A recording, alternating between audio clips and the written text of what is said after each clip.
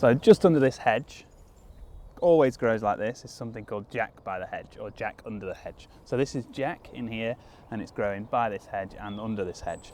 It goes by another name, which is garlic mustard, which completely gives away the flavour profile of this one. If we take a look at the plant itself, it grows in its first year, lots of leaves from a single stem. So you can see here, just from the base, we've got loads of separate leaves coming off from this one base. The leaves themselves are kidney shaped, and then they have this slightly rounded, serrated margin. So what I mean by that is it's almost like a saw edge, but the saw edge is very blunt, so each bit of serration is rounded. The veins that run up it are quite deep, and it's a nice light green colour. If we were to cut this base, these can get quite thick up here. It usually has a purple circle in the centre. I always think it looks like if you were to cut a radish and it had purple in the middle. It looks a bit like that. This, in my opinion, is the best time in its growth and the year to eat it. So the leaves in its first year have a really nice garlicky mustard flavour. So the first flavour you get when you put it in your mouth is a really strong garlic flavour, and then after about 5 to 10 seconds you start to get pronounced mustard flavour. It works really well in any salad that you're wanting a garlicky or mustard flavour from. Then it'll have its second year growth. During its second year, its leaves will be more heart-shaped, which just means there's going to be a point down here. So the leaves are going to go back like kidney-shaped, and they'll come down to a point at the bottom and then come back out. They're also edible, really tasty.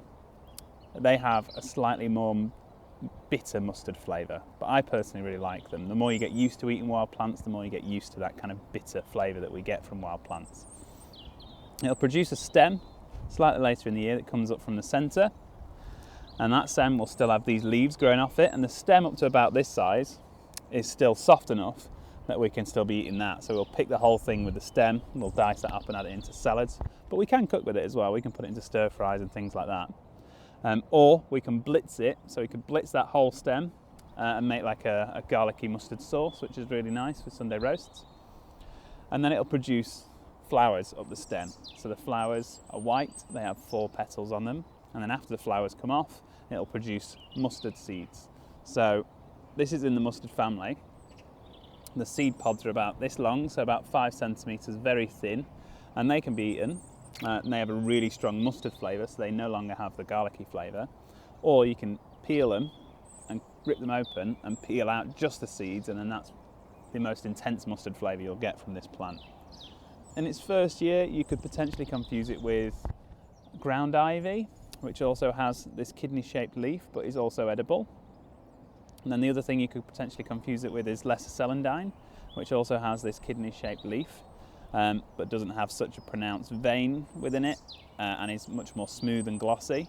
Again, prior to that flowering, it'll produce a yellow flower, which will make it really easy to tell apart from this one. That one's also edible. The thing with those two is they won't have that garlicky or mustard flavour, so the garlicky mustard flavour is really key to knowing this one as well. You'll find, like just along here, it grows in nice open patches, so it'll grow and cover the entire floor with itself. We've got enough here probably to make a couple of weeks, maybe a month's worth of salads for me for my lunches. Yeah, really nice ingredient, this one. It's called garlic mustard.